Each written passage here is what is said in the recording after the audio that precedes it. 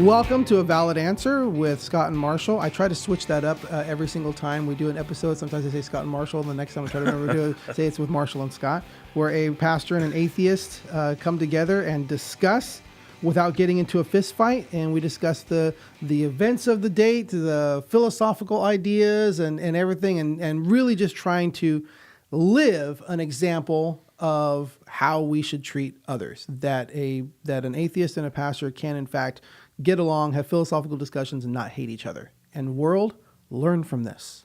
Amen. Oh, that was the atheist saying, "So be it," as you said.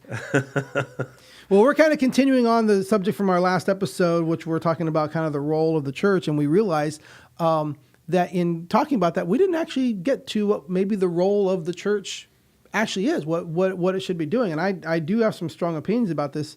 As I'm sure you do, but as a person who works at a church, as a pastor who works at a church, I feel that there is some responsibilities that the church is supposed to have, and I also feel there are things that our government is doing that it doesn't have the responsibility to do, but honestly, it's doing it because the church has missed their responsibility.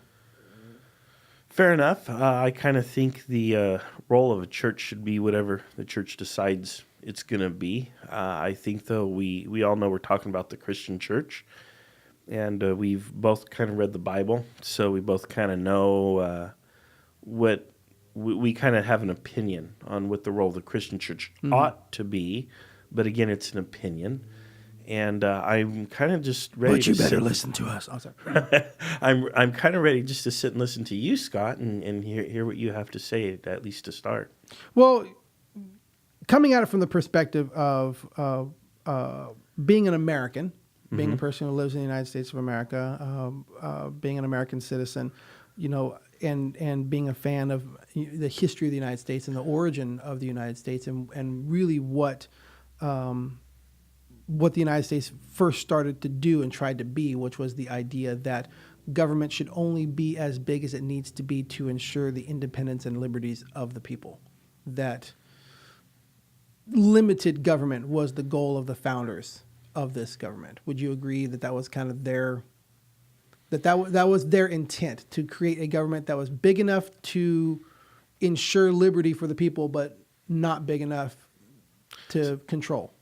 Yeah, I agree. It sounds nice. It's not the government we have today. It is not, and that's what I'm disappointed socialism in. for the rich. Yeah, that's what I'm disappointed in, is that we've fallen very short from that, to where now people rely on the government. I mean, single moms with 5 or 6 kids from 4 or 5 different dads get their support from the government. They've essentially married the government. The government is their support. But I want that person to be supported, especially those kids. Right. But for the record, exactly, and I'm not saying they shouldn't be supported. I'm saying they have married the government. That we've gotten to the point in society to where that is a viable option. That you can keep on that lifestyle, and the government will support that lifestyle. And that lifestyle doesn't lead to anything good for anybody. Certainly doesn't lead to anything good for those kids. I don't know if it feeds them. I think that's good. And I don't think that's necessary. I don't know a lot about the whole system, but I don't think the system is particularly overly generous. It may be a big expense, but I don't think I don't know it's just generous of any welfare enough. queens who are living life and driving Cadillacs. It's just generous enough to keep them dependent on the government. Okay, maybe and so. That's okay. wrong. Well, because if you're dependent on the government, then the government owns you. Okay, I don't literally mean as a slave, but I'm saying we could bring back labor unions and allow collective bargaining and create jobs that actually pay. We can make employers pay their employees through collective bargaining agreements. That's a solution as well. What I'm saying is that if the church, going back to the role of the church, that I feel as a not speaking for every Christian, not speaking for every pastor, but as a person, I feel that the church has failed its role to this country.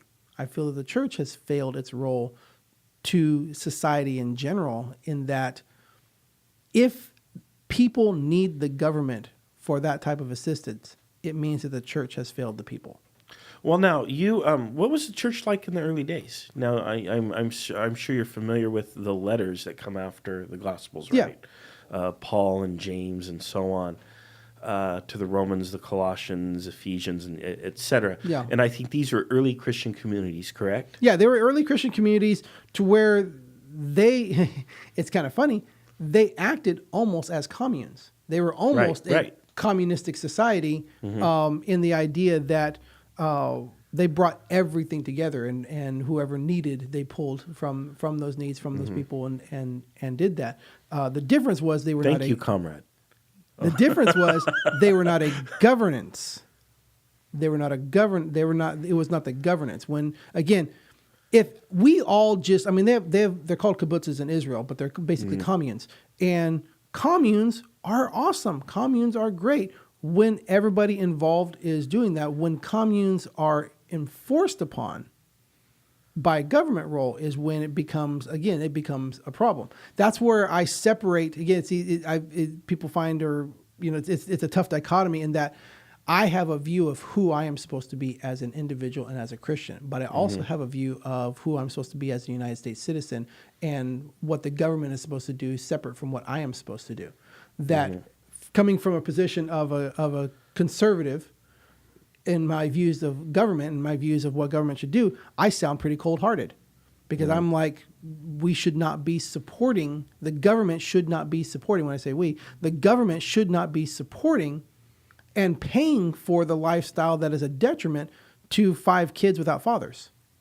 Yet that is the behavior that our government supports. That is the behavior that our government pays for. Our government buys that behavior and encourages and promotes that behavior by paying to take care of these kids and not enforcing that the father should.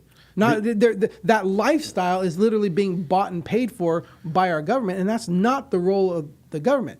It's the role of the church to come in and support that person and work with that person, and the support and being part of the church and the spiritual growth of that person will bring that person out of that kind of lifestyle where they're no longer going and just, can I be crude, but going and just getting banged all the time and getting pregnant, getting knocked up all the time, continuing that lifestyle, letting and same thing with the fathers, that the fathers think that they can do that. The church should be helping support and grow that person spiritually, so they're no longer making those poor decisions, no longer doing those immoral things, and are living a better lifestyle, making things better for their children, making things better for their whole lifestyle. The government cannot enforce those things. All the government can do is throw money at people. But the church can actually affect real change in people by leading them to Christ and leading them to God and leading them to a better spiritual existence that causes internal change that cannot and never will come from government money. This is a good point for where people who are listening to this, who have experience with public assistance, whether as a recipient or as an administrator, maybe you work for an organization or what have you. This would be a good time for you to write in, comment, send us an email. A valid answer at gmail.com.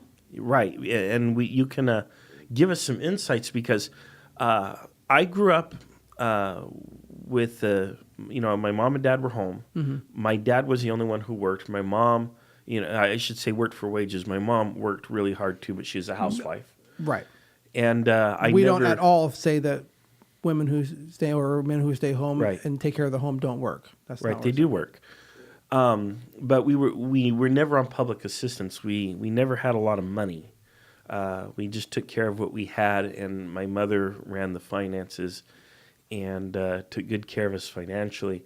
So I don't have any experience with public assistance, but I have an idea, a notion that the idea of the welfare queen, the woman who goes out and gets pregnant just to stay on welfare, is actually a myth. I've never met that person in all of my day-to-day dealings. I've met people who need a little bit of help from time to time, or they need, food stamps or public assistance.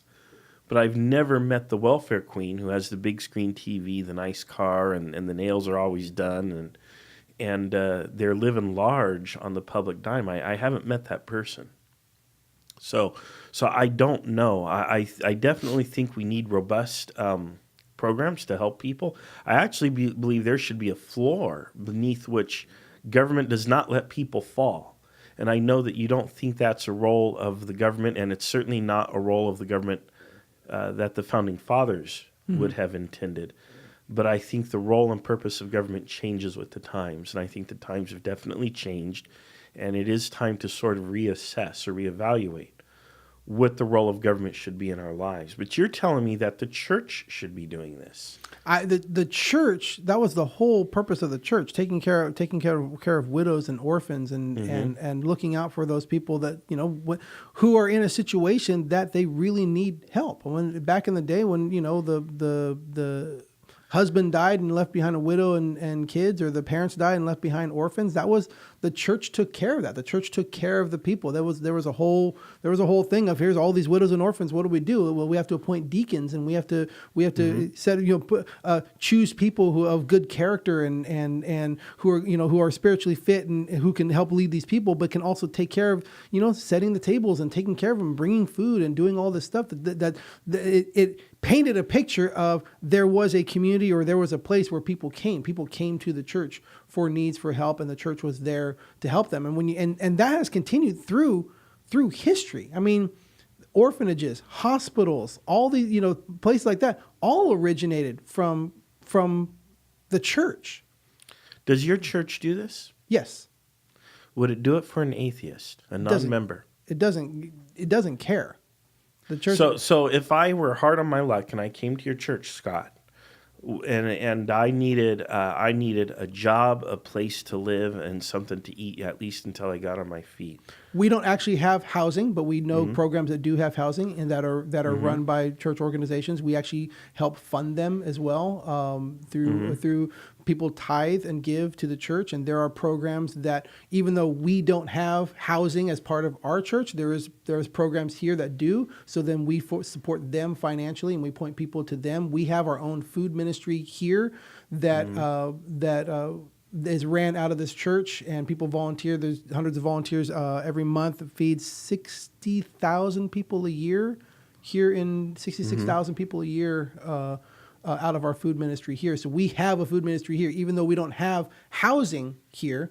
We try to find people jobs, but we point people to like Love Inc., or we point people to the mission of Kern County, different programs that we support financially, because we don't necessarily have those facilities here. So we support we support financially those that do have the facilities, and then point people to those things. People who you need to go and get off drugs, and point them to Teen Challenge and financially support Teen Challenge and stuff like that. So there is a network, there is a portion that we do here, and whatever we can't do here, we support the programs that do. So the church should provide these things to all people who present themselves who need help. Anyone who needs help, the church should be there to help them. And part of helping them, again, I don't believe that helping them is simply throwing money and throwing resources at people. Of course. Helping them is getting personal, getting into their lives, talking with them, meeting with them, counseling with them, and saying, what's going on? Let's get to the and I believe that the church is uniquely qualified to do that in a way that a secular institution simply cannot. That a secular institution, because it's bound by its secularity, cannot get into the lives as deep as a church could just say, hey, I'm going to look you in the eye, and I'm going to tell you, I believe you need God, and here's these things, and here's how we can help, and here's what God can do for you, and I want to work with you in your spiritualness, in your soul, to fix the issues that are causing these outlashings. Being homeless is not the problem. There is a problem that leads to homelessness. Yeah, it's not a sin to be homeless. Yeah, government can only try to solve the symptom. I believe the church is uniquely qualified to heal the person. What does that mean, to heal the person? I mean, do you get them hooked up with a psychologist? Do you have psychology training? I mean, there's all kinds of things that cause people to be homeless. On the one hand, it could just be a couple bad decisions. It could be a drug problem. It could be mental illness. How do you sort that out? Well, because we're a church, we go back to the scriptures. The scriptures have all the answers for that. The scriptures when you start your day focused not on you and not on your problems, when you start your day focused on God and what He calls for your life, that God has a calling for your life, when you realize that there is a calling in your life beyond you just waking up and existing, then you have purpose. There's a purpose in your life that's beyond even your talents. It's beyond your giftings. It's beyond that. There is a calling in your life. When you're seeking God, when you're waking up in the morning and you're praying and you're reading the scriptures and you're seeking God, what is my calling? God speaks to you in your calling and you realize, I have this purpose. Now there is a drive internally that is not externally motivated. It's not the pastor telling you, you should do this with your life. It's you opening up the Bible and reading and asking God, and that hole in your life, that gap in your life, opening it up and being filled by God, saying, this is my purpose. This is my calling. This is what now drives me more than what any other financial motivation or anything like that. There is an internal filling, a fulfilling of that gap that you're constantly searching. What am I going to fill? And people try to fill this with whatever they can and just keep falling. Why is it that the people who have the most have the least satisfaction? Because they keep trying for more. If love and sex was really about performance and looks, then why is Hollywood always getting in divorces? Why can't people keep relationships? Why can't the richest, most beautiful people in the world keep their relationships? Because that's not the answer. They're trying to fill it with that, but that's not the answer. And I believe the church is uniquely qualified to help people find the answers in their lives, the answers that will truly change the people from the inside out, that money, programs, and government just can't do. Okay.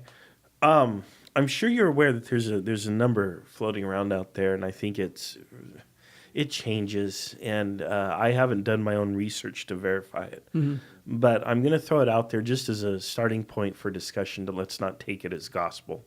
I think people should look this up for themselves and decide for themselves. The number is 71 billion, and the number what's suggested is if we were to tax churches, we could generate $71 billion in revenue.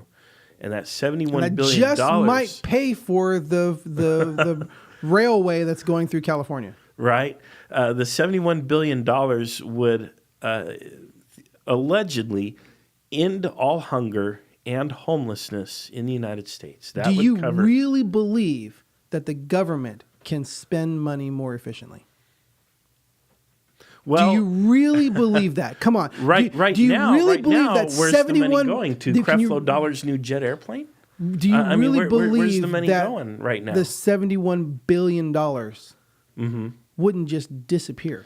Okay, and then you would still not have the benefit of that money, and you would not have the churches. Well, I'm not saying I'm not here to advocate that we tax the churches. You know, but it is an idea that should be considered or discussed.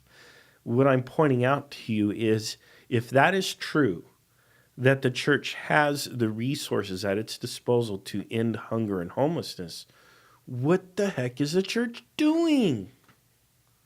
That is the question. I mean, that's what I want to know. What are you guys doing? That is the question. I mean, now, Scott, you live in the same neighborhood I do. They're not mansions. No. Okay.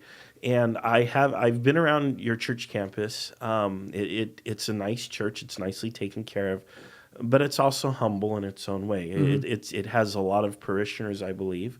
But this is not, the mega churches that you sometimes see, at 6 a.m. on a Sunday on TV. Right. This is nowhere near that.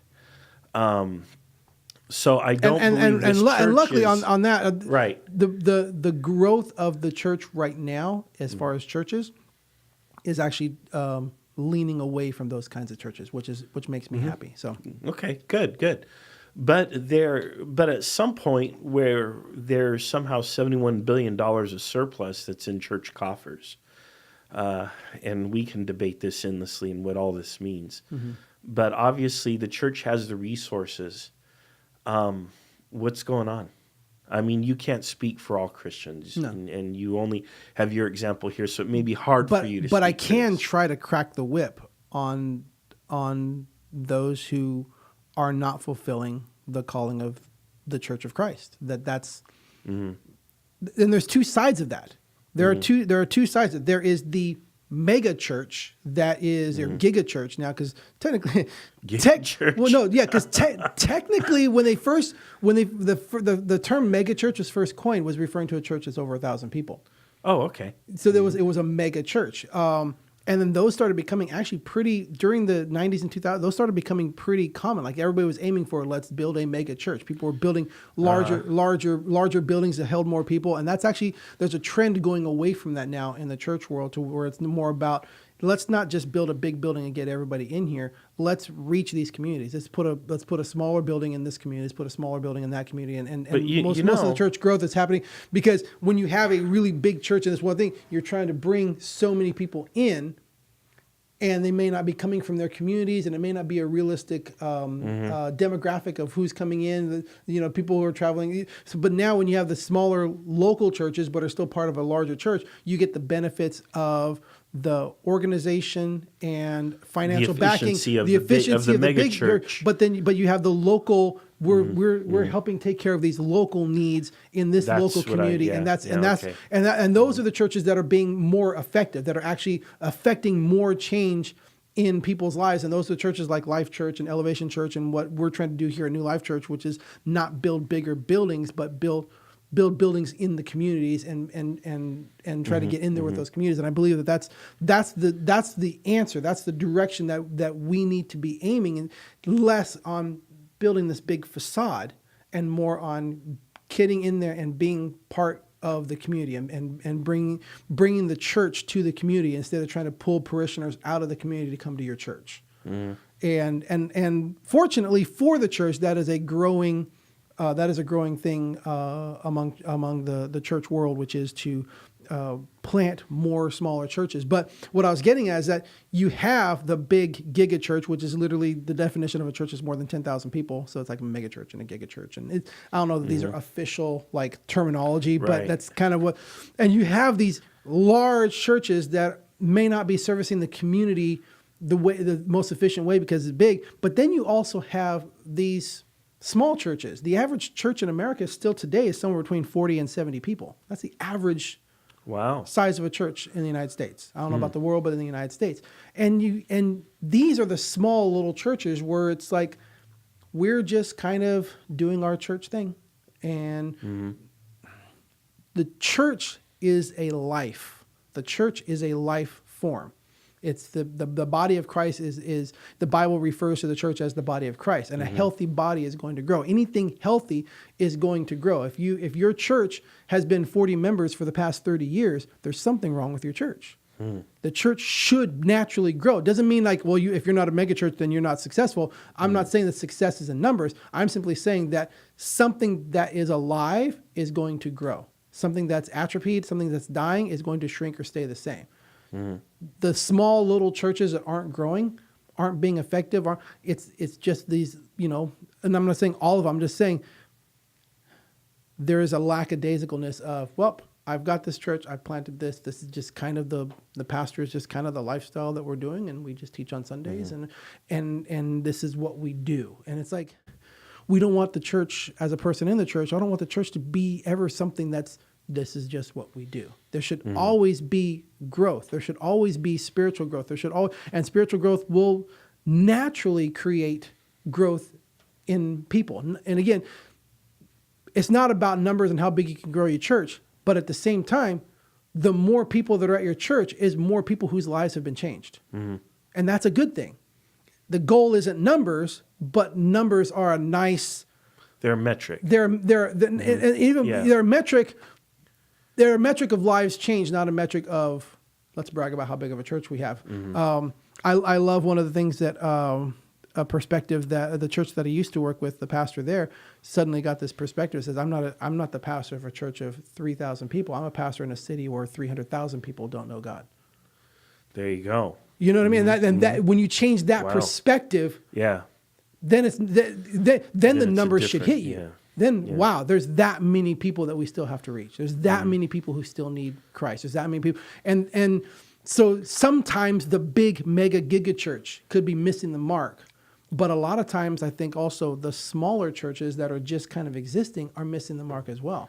There should be natural growth in the church. Anything that's alive is going to grow. Anything, and that's what should be happening. And that's what the church needs to be doing. So how do we solve this problem? Because I got to tell you, Scott, if the church can't somehow sort this out and become the national welfare organization that saves all of the poor people in America, which I don't think it's going to happen, then it falls to the government Yep.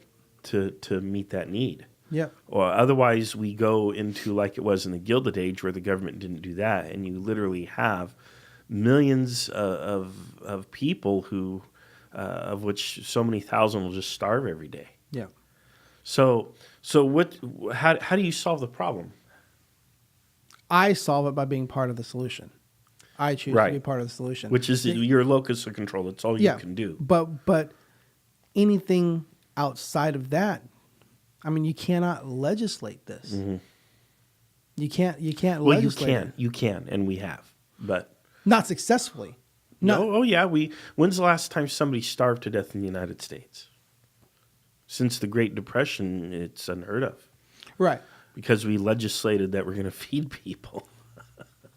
I'm saying ultimately where it ends up is totalitarian. Oh, slippery slope fallacy. But that's ultimately where it ends up. No. We've had minor degrees of socialism in this country since the 30s, and we're not a totalitarian state at all. No, yeah, we're just heading that direction. But that doesn't mean you ever arrive. And to me, totalitarianism is you can have, you have to belong to the one party. Mm-hmm. You can't be, you can't be a Christian, let's say, or you can't be an atheist. You are obligated to perform, 4 years of military service or what have you. And kind of similar to what's happened to some people in These England. books are banned. Kind of what's happened to some people in England who are publicly Christian and they're not being allowed to hold public office. They're being voted out of public office. Well, I can't hardly speak for England. I don't know what's going on there. I don't know what that is. I certainly don't condone that. I don't think you should be kept out of public office on the basis of your religious affiliation. That's ridiculous. People might not choose to vote for you because they disagree with your religious philosophy. But I don't. It's a slippery slope fallacy, and we can say, okay, we're going to go here, but then we're going to stop.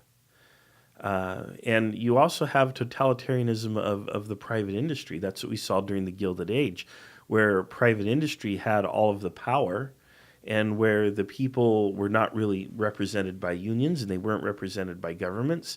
And you had literally thousands of people would die of starvation each day in this country. Hundreds in each big city like Chicago, New York, what have you. They would simply die of starvation or illness because they couldn't afford medicine or medical treatment. How is that any worse? It's the same. It's just a different form of totalitarianism. So I think there's a happy medium, and as long as we play somewhere in that medium, we're better off than if we go to one extreme where a private corporation, which can strip your rights away as fast as any totalitarian regime can do, or we go all the way to the other extreme where you have a totalitarian regime and it's the government. Both of those extremes are horrible. We shouldn't want them. We shouldn't try to get to them. But if we stay in the middle, I think you can strike a reasonable balance and say, look, here's what a person needs to get through life and to thrive and survive. We're going to provide you with this, like I say, a basic floor, a basic minimum. We're going to make sure you got 3 square meals. We're going to make sure you got health care. We're going to make sure that you got some education and some opportunity. If you want a job, here's a public works program. You can come get a job. And that's that. And that's not totalitarianism. It's simply, I saw this line in a movie. It was a great line in a movie. It was actually believe it or not, it was actually a Fast and Furious movie. Okay. But it was a great line that in which the politician explained something. I'm like, that's literally like, that's what it is. He's talking about, it takes place in Brazil, and he's talking about, it's like, you go in there, so you don't, if somebody has nothing to lose, then they're going to resist you. They're going to fight against you because they've got nothing to lose. But he says, so I go in there and I give them water, I give them power, I give them food. and I give them just enough to give them something to lose, so that now they're dependent on me. And when I do that, I own them. And that is a picture of government. When the government gives you just enough to survive, then your survival is based on the government, and the government owns you. You will keep voting for that government because that government keeps providing for you. And that's the danger that I'm talking about. That's the danger. As long as the government is your provider, saying the government's going to make sure you get your 3 meals a day. The government's going to make sure you get your housing. The government's going to make sure you have your basic floor. The government will guarantee that. Then you will always keep that government in power. Well, that's the danger. The danger is then the government owns you. Right. Well, there's one thing you can do to prevent the government from actually owning you, and that is you also provide opportunity. So if there is opportunity for people to leave the government housing, to leave the government assistance, and to flourish on their own, then you're not going to be forever dependent on government. So you have to create the educational opportunity. You have to create the employment opportunity. More than that, you have to create the motivation. Well, I think people are naturally motivated. Here's one of the people are naturally lazy. No. People are naturally lazy. If that were true, we would not have civilization. No. The exceptional. We would not have civilization. The if people were lazy. the exceptional are the exception. No. Yeah, the exceptional are that's why that's a circular statement. What are you saying? What does that mean? I'm saying they prove to be the exceptional by being the exception. Not everyone is lazy, but the majority of people are. And I will say I probably fall into the side that's probably more lazy. You're not lazy, Scott. But what I'm saying is but I'm not a go-getter. I'm not. There is a level of gumption. There is a level of tenacity. There is a level of get-to-itness, whatever, that every success story involves luck, but the luck only came to the person who kept pushing. Sure. Luck is a key ingredient. Luck is a key ingredient, but keep pushing is a key ingredient too. What I'm saying is that you can be lucky, and if you're not pushing, the luck doesn't do you any good. Right. I agree. Or you can be pushing, and then when luck happens, that's the success. But the key is the pushing, and not everybody does that. Only the exceptional. Well, there's 2 keys: pushing and luck. Right, but I'm saying you got to be doing both at the same time, otherwise it passes you by. But I'm saying if you're just lucky, that's not enough. Right. If you keep pushing, that can be enough. Then the highly successful comes from the pushing and the luck. Sure. I want to. Okay. I'm just digress saying. Here. I'm just saying.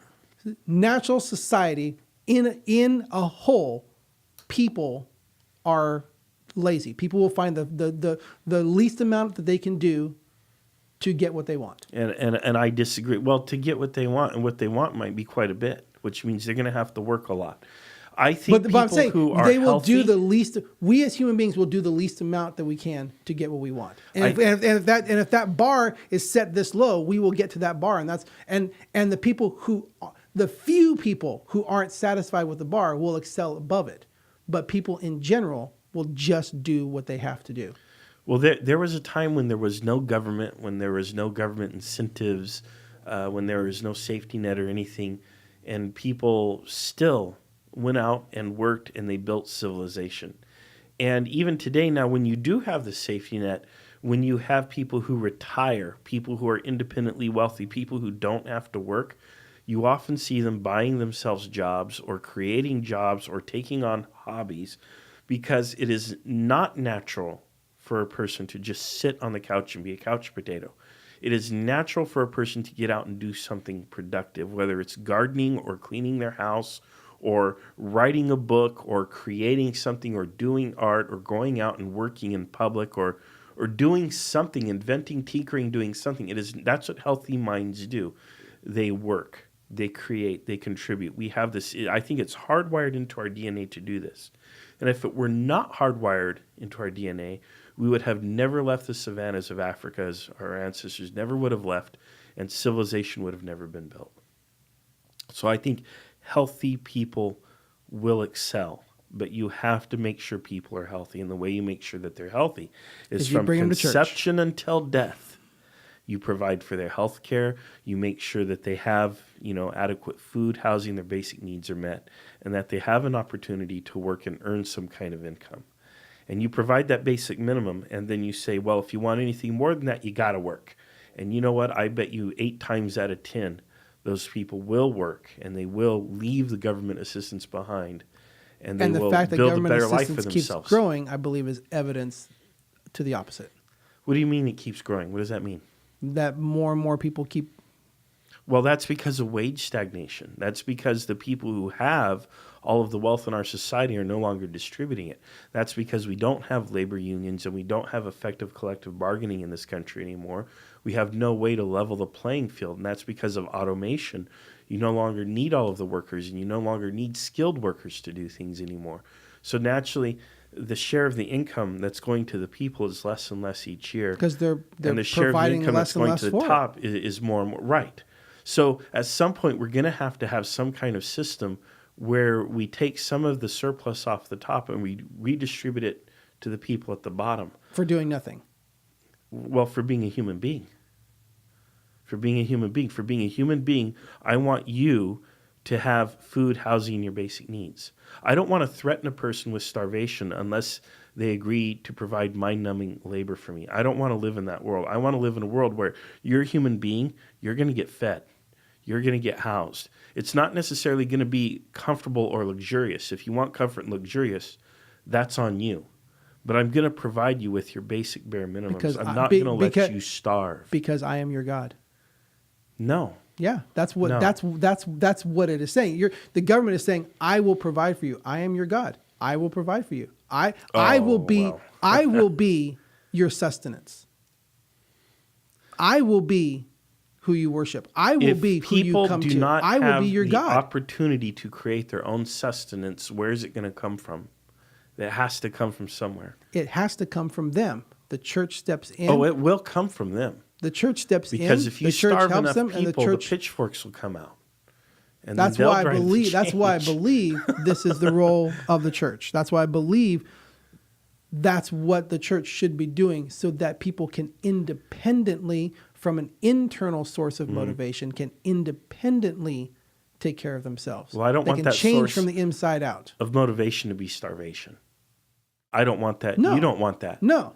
And I think if the church could do that, that would be fantastic. So church, let's get But- on it. well, I agree with that. You are the source of salvation. I mean, God is the source of salvation. But I'm saying, church, do your job. But Let's if the do our church job. doesn't come through, then we're going to need a government that can do it. Yeah, and ultimately that will be the government that owns and controls the people that the people worship. And But I that's don't sad. think it owns and controls the people if the people have the opportunity to rise up and away and out of that. If they can grow out of and off the government assistance and forge their own way and enjoy the fruits and labors of Come on. capitalism. You know human nature. I think human nature is to work and to not settle for just the bare minimum. I wouldn't. If I had to go on bare minimum public assistance for a time, I would do so, but I would not want to stay there. If I were independently wealthy, I repeatedly tell people this, if I ever hit the Powerball or the Mega Millions, one of the first things I will do is buy myself a job. But it's going to be doing something I want to do, not what somebody else wants me to do. That would be the key difference. Yep. But I'm going to buy myself a job and I am going to work. Well, this has been another episode of A Valid Answer. I love it. I love the discussions. I love that. Oh, this is just so great. I hope you guys are enjoying this. Again, write into us, avalidanswer@gmail.com. Send us your questions, your comments, your shoulda said's. We'll start reading those and see what people comment on and straighten out our thinking if we have to. All right, you got it. Thank you. Bye now.